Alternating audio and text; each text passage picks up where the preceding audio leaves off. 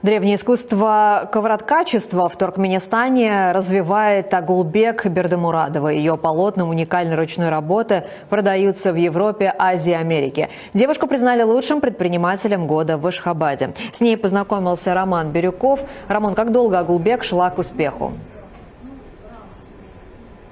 Всего за 3 года работы в ковровой индустрии она наладила сбыт продукции внутри страны и выстроила логистику поставок за рубеж. А до этого получила инженерное образование и преподавала информатику в вузе.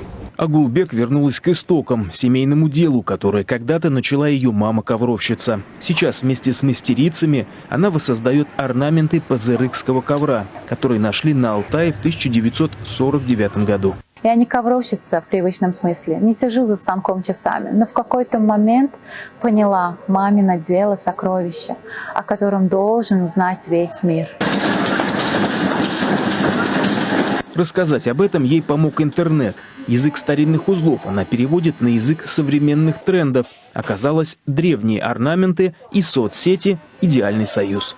Запомнилась женщина, которая увидела наш ковер в интернете. Его узор в один повторял тот, что был на давно потерянном ковре ее бабушки. Она купила его и позже написала, расстелила и будто вернулась с детства. Мама и близкие зовут девушку Аджаб, что означает «превосходная». Агулбек признается, второе имя наложило отпечаток и на ее характер. Она перфекционист, привыкла все делать на совесть.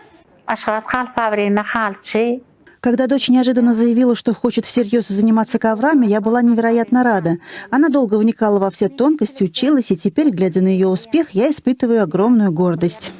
После победы в столичном этапе конкурса «Женщина года» в номинации «За вклад в развитие рыночной экономики и предпринимательства» о ней узнала вся республика. Девушка попала на обложки журналов и газет. Но это не мешает ей, а наоборот вдохновляет на новые проекты.